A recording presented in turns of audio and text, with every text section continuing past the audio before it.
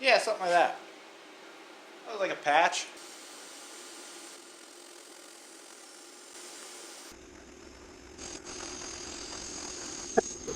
I'm unnecessarily walking the cup halfway-ish.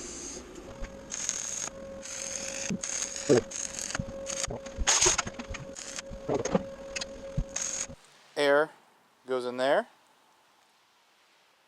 gets sucked into the barrel. As everything in here burns, should come out with some force.